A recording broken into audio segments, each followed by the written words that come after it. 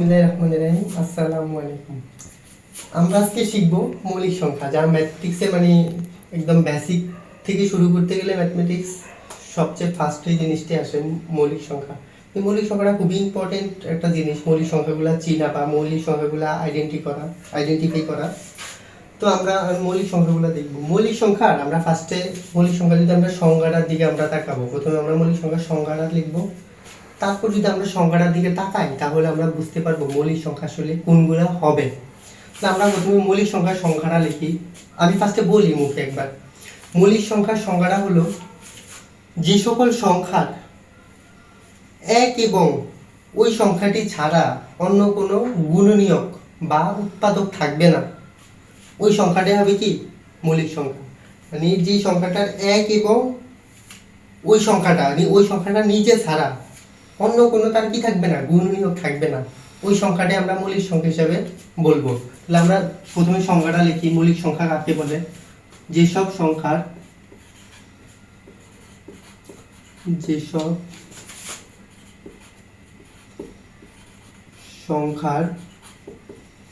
এক এবং ওই সংখ্যাটি ছাড়া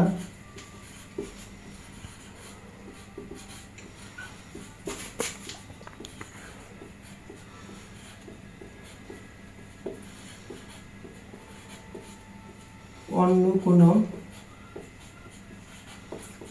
গুণনীয়ক বা উৎপাদক, গুণিতক না কিন্তু এখানে গুণনীয়ক,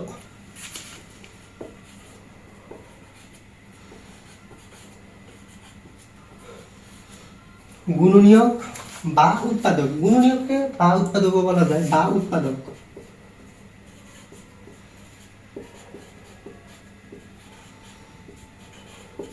কোন গুণনীয়ক বা উৎপাদক থাকবে না,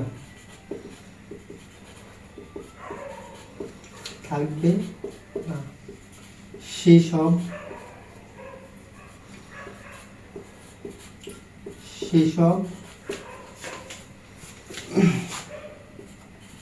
সংখ্যাকে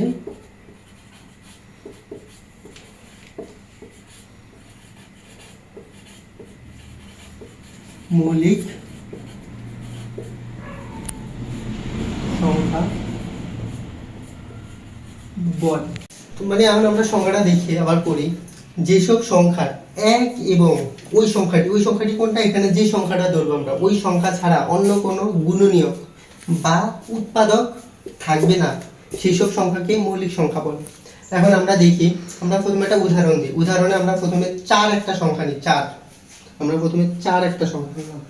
4 সংখ্যাটার আমরা উৎপাদকগুলা বা গুণনীয়কগুলো আমরা বের করব। কিভাবে বের করব?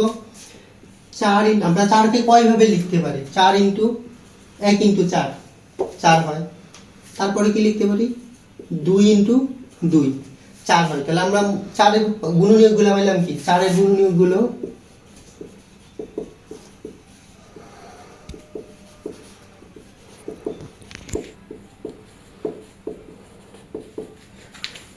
এক 2 4। 2 তো দুইবার আছে, সেজন্য আমরা 2 একবার লিখলাম, কারণ আমরা উৎপাদকগুলো লিখতেছি। তাহলে 1 2 4 এই হলো আমরা 4 এর গুণনীয়ক। এখন আমরা দেখি, আমরা সংজ্ঞাতে বলছি কি যে যেসব সংখ্যা, মানে যে সংখ্যাটা আমরা ধরবো ওই সংখ্যার শুধুমাত্র গুণনীয়ক থাকবে দুইটা, একটা হবে 1 আর একটা হবে যে সংখ্যাটা নিব আমরা ওই সংখ্যাটাই। তো এখানে আমরা দেখতে পাচ্ছি যে আমরা সংখ্যাটা নিচ্ছি 4, কিন্তু আমরা 4 এর গুণনীয়কগুলো যখন বের করছি তখন আমরা এখানে দেখতে পাচ্ছি যে 1 তো আছে প্লাস 4ও আছে, সাথে কিন্তু আরেকটা গুণনীয়ক এসে পড়ছে, এখানে 2 এসে পড়ছে। তো আমাদের সংজ্ঞার সাথে কি এটা মিলে? সংজ্ঞার সাথে মিলে। সংজ্ঞাতে তো আমরা বলছি শুধু 1 থাকতে পারবে এবং 4 থাকতে পারবে গুণনীয়কগুলোর মধ্যে, তো এখানে তো 2 এসে পড়ছে। তাহলে আমরা কি বলতে পারি? 4 একটা মৌলিক সংখ্যা না, কারণ 4 এর গুণনীয়কগুলোর ভিতরে 1 আছে, 4 আছে, সাথে কিন্তু আরেকটা আছে, 2ও কিন্তু আছে, 2ও কিন্তু 4 এর গুণনীয়ক। তো 2 4 এর গুণনীয়ক থাকাতে 4 কিন্তু একটা মৌলিক সংখ্যা না। তো আমরা এখন 7 একটা সংখ্যা নিই। 7 এর আমরা যদি গুণনীয়কগুলো লিখতে, 7কে আমরা কয়ভাবে লিখতে পারি? 7কে আমরা লিখতে পারি একভাবে, শুধুমাত্র 1 ইনটু 7। তাহলে 7 এর যদি আমরা এখন গুণনীয়কগুলো লিখি, 7 এর গুণনীয়কগুলো কি হবে?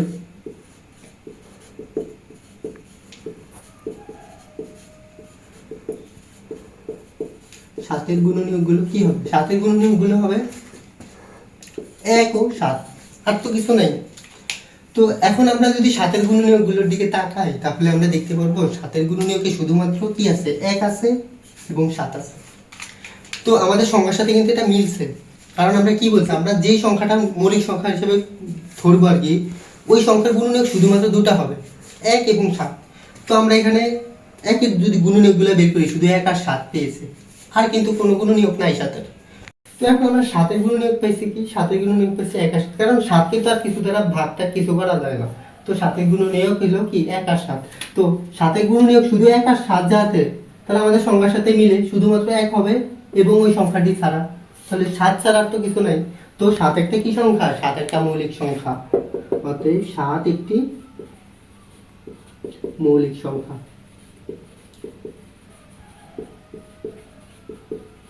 তো এখন আমরা আরেকটা উদাহরণ দিই।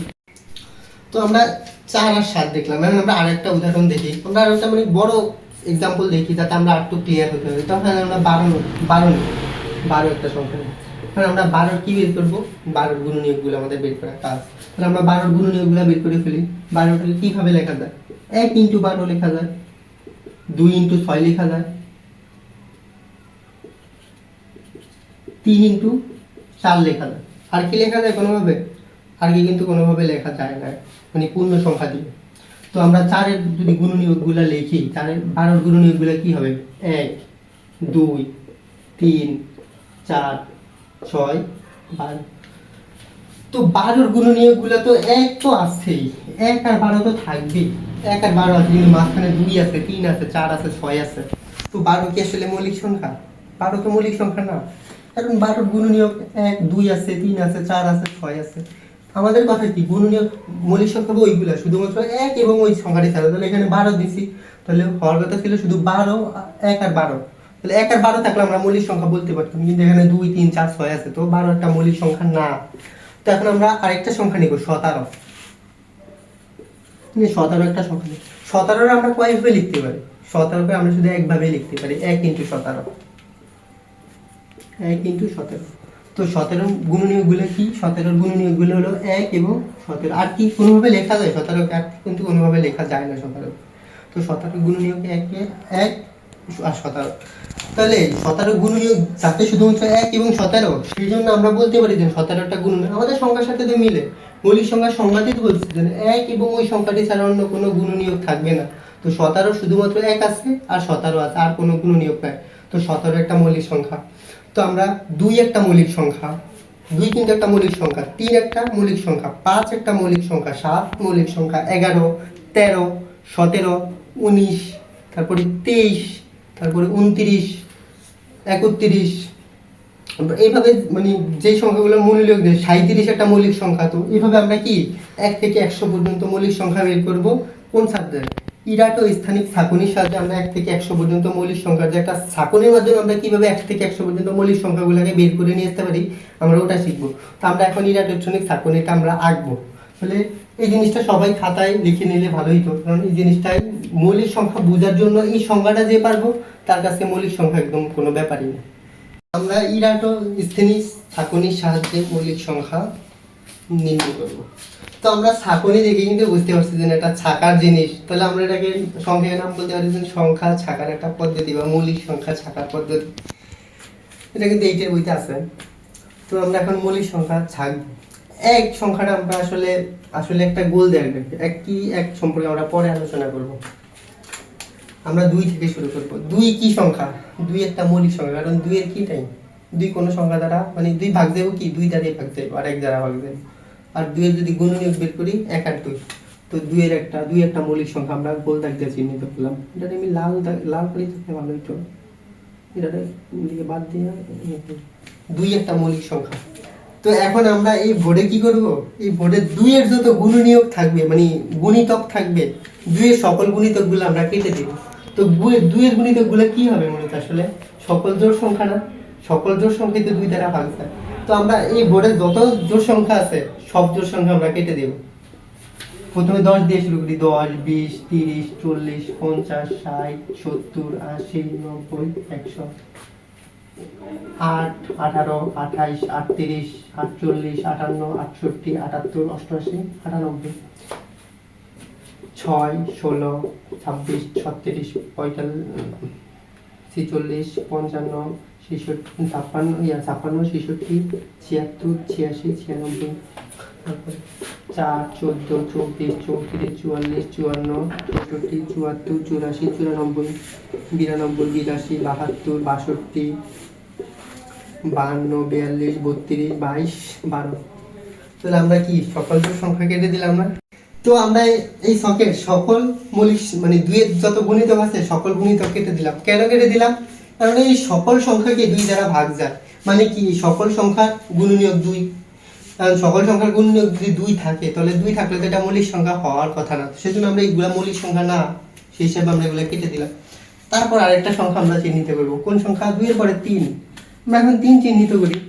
3 এ কি বল? 3 একটা মৌলিক সংখ্যা। কারণ কি 3 এর গুণনীয়কগুলোর ভিতরে শুধুমাত্র কি থাকবো? 1 থাকবো আর 3 থাকবো। তাহলে 3 একটা মৌলিক সংখ্যা।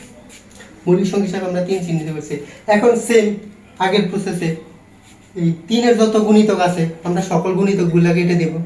তো 3 এর গুণিতকগুলা কি? 6 অলরেডি কাটছি, 3 এর গুণিতক 9, 12 অলরেডি কাটছি, 15, 18 কাটছি, 19 কাটছি, 21 কিন্তু যায়, 3 7 21, 23, 25, 27, 3 9, 27, 29 যায় না, 31 যায় না, 33 যায়, 3 11 33, 35 যায় না, 37 যায় না, 39 কিন্তু যায়, 3 13 39, 41 যায় না, 43 কি যায়, 43 যায় না, 45 3 দ্বারা 45 যায়, 3 15 45, 47 যায় না, 48 যায় তো 48 তো আগেই কাটছে, 49, 51 কি যায়, 51 যায় না, 53 যায় না, তারপরে 55 3 দ্বারা যায় না, 57 3 দ্বারা যায়, তারপরে 59 3 দ্বারা যায় না, 61 3 দ্বারা যায় না, 63 3 দ্বারা যায়, 65 যায় না, 66 যায় তো, 67, 69 কি 3 দ্বারা যায়, 69 3 দ্বারা যায়, তারপরে 71 3 দ্বারা যায় না, 73 3 দ্বারা যায় না, 75 কি 3 দ্বারা যায়, 75 3 দ্বারা যায়, তারপরে 77 3 দ্বারা যায় না, 79 কি 3 দ্বারা যায়, 79 3 দ্বারা যায় না, তারপরে 81 3 দ্বারা 9, 81 3 দ্বারা যাবে, 83 3 দ্বারা যায় না, 85 3 দ্বারা 8 5 14 13 যাবে না, 87 3 দ্বারা কি যাবে, 87 3 দ্বারা যাবে, 89 3 দ্বারা যায় না, তারপরে 91 3 দ্বারা কি 91 কাটা যায় না, 93 কি কাটা যায়, 93 কে কাটা যায়, 95 যায় না, 96 যাইতো কিন্তু এটা তো 2 এরই আমরা কেটে ফেলছি, 97 যায় না, 99 যায় না, 99 9 দ্বারা যায়, 98 তো 98 3 দ্বারা হয় 99 9 দ্বারা। এখন 3 একটা মৌলিক সংখ্যা, 4 মৌলিক সংখ্যা না, 5 একটা মৌলিক সংখ্যা, কারণ 5 এর গুণনীয়কগুলোর মধ্যে 1 এবং 5 আছে শুধুমাত্র। তো 5 কে আমরা চিহ্নিত করব। 5 এর কি করব? 5 এর সকল গুণিতকগুলা কেটে দেব। 5 এর গুণিতকগুলা কি কি? যেসব সংখ্যা শেষে 0 এবং 5 থাকবে ওই সকল সংখ্যা 5 এর গুণিতক না। তাহলে আমরা 5 এর গুণিতকগুলা কেটে দেব। কি বাকি আছে? 5 এর গুণিতক 25 বাকি আছে, 35 55 65 85 95, আর এই সারিগুলোতে আগেই কেটে দিচ্ছে। তো 5 একটা মৌলিক সংখ্যা, তারপরে 7 একটা মৌলিক সংখ্যা, আমরা 7 কে চিহ্নিত করব। 7 এর গুণিতকগুলা গুণনীয়ক 1 এবং 7, তো 7 একটা মৌলিক সংখ্যা। 7 এর সংখ্যা গুণিতকগুলা কেটে দিব। কি কি হতে পারে? 7 থেকে 7, 7 দুগুণে 14, 3 7 21, 4 7 28, 5 7 35, 6 7 42, 7 7 49, 49 কাটবো, 7 8 56, 7 9 63, 7 দশম 70, 7 11 77, তারপরে 7 12 84, 91, 91 কে কিন্তু 7 দ্বারা যায়, 91, তারপরে যাইছে 91 পরে 98, 98 থাকে গেছে, তো 7 এর গুণ সবগুলা কেটে দিলাম। তারপরে কি দ্বারা, তারপরে 11 দ্বারা আমরা 11 সকল কি কাটবো, 11 সকল গুণিতকগুলা কেটে দেব। তো 11 কে চিহ্নিত করি। 11 11 দুগুণা 22, 3 11 33, 4 11 44, 5 11 55, 6 11 66, 7 11 77, 8 11 88, 9 11 99, 11 গুলো অলরেডি কাটা হয়ে গেছে। তো 13 গুলো আমরা চিহ্নিত করি।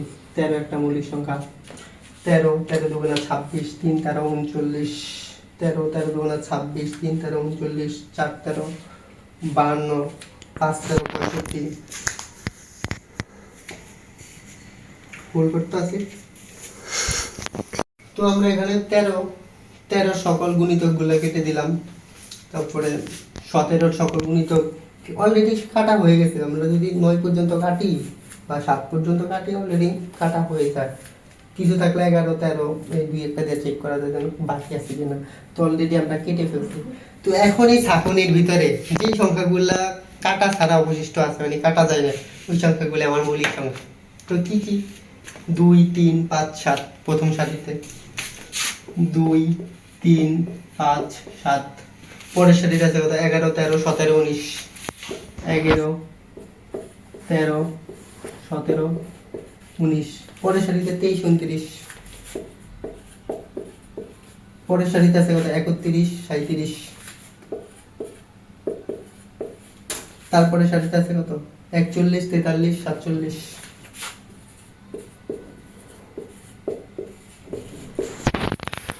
53 59, 61 67, 71 73 79,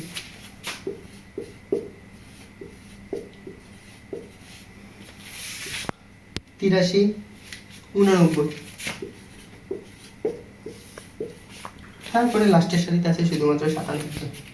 এই যে আমরা এই সংখ্যাগুলো পেলাম, এই সংখ্যাগুলো আমার মূলত 1 থেকে 100 পর্যন্ত মৌলিক সংখ্যা। তো আমরা যেন এখানে লিখলাম না, এইগুলোই মূলত 1 থেকে 100 পর্যন্ত মৌলিক সংখ্যা আমার। তো আমরা কিন্তু এই ছকের জিনিসগুলোই আমরা মানে পুরো ছকটা একসাথে না করে মোটামুটি আমরা মানে কোন সারিতে কয়টা থাকে মৌলিক সংখ্যা আমরা কিন্তু ওটা বের করতে পারি। কিভাবে? দেখ, আমরা প্রথম সারিতে মৌলিক সংখ্যা পাইছি কয়টা? 4টা না? তাহলে আমরা এখানে 4টা লিখি 4। তারপরে পাইছি কত? তারপরে সারিতে কিন্তু 4ই পাইছি, 4টেই পাইছি 4। তারপরে সারিতে কত পাইছি? তারপরে সারিতে 2টা পাইছি 2। তারপরে সারিতে 1টা 2টা 2। তারপরে সারিতে কয়টা পাইছি? 3টা, 1টা 2টা 3টা 3। তারপরে সারিতে কয়টা? 2টা পাইছি। তারপরে সারিতে তাও 2টা পাইছি। তারপরে সারিতে 3টা পাইছি। তারপরে সারিতে কয়টা পাইছি? 2টা পাইছি। তারপরে লাস্টের সারিতে 1টা পাইছি। তাহলে আমরা এখানে যে সংখ্যাগুলো আছে না, আমরা যদি এই সংখ্যাগুলোই মনে রাখি তাহলে কিন্তু আমার 1 থেকে 100 পর্যন্ত কয়টা মৌলিক সংখ্যা আছে আমরা বের করতে পারবো। মানে মৌলিক সংখ্যা কোনগুলা ওইগুলো না, মানে কয়টা আছে ওইটা আমরা বের করতে পারবো। তাহলে আমরা এখন এই সংখ্যাগুলোকে আমরা সংখ্যা সিকোয়েন্স আকারে লিখি। 44 22 32 23 21। এই আমরা এখন পাইলাম না সংখ্যাগুলো দেন 44 22 32 23 21। এই সংখ্যাটা আমরা মনে রাখবো 44 22 32 23 21। 44 22 32 23 21 আমরা এই সংখ্যাটা মুখস্থ করব। যদি এই সংখ্যাটা মুখস্থ করি আমরা মৌলিক সংখ্যা কোন ঘরে কয়টা আছে এটা আমরা বলে দিতে পারবো। তাহলে এখন যদি মানে এখান থেকে একটা সুন্দর এমসিকিউ কিন্তু সলভ করা যায়। আপনাকে বললো যে 1 থেকে 10 পর্যন্ত মৌলিক সংখ্যা কয়টা, 1 থেকে 20 পর্যন্ত মৌলিক সংখ্যা কয়টা। তো আপনি ঘরের দিকে তাকাবেন, 1 আর 10, 1 থেকে 20 পর্যন্ত প্রথম দুইটা ঘর না? তাহলে প্রথম দুইটা ঘরে মৌলিক সংখ্যা, মানে প্রথম দুইটা সংখ্যা যোগ করে দেবেন। 4 + 4 কত? 8। তাহলে প্রথম মৌলিক সংখ্যা, প্রথম 1 থেকে 20 পর্যন্ত মৌলিক সংখ্যা 8টা। এখন বললাম এখান থেকে আপনাকে ধরলো বললাম 10 থেকে 20 এর মধ্যে 30 এর মধ্যে মৌলিক সংখ্যা কয়টা? কোন দুইটা ঘর বলছে আপনাকে? মূলত এই দুইটা ঘর না, 10 থেকে মানে 11 থেকে 30 এর মধ্যে। তো এই 11 থেকে 30 এর মধ্যে কোন দুইটা ঘর?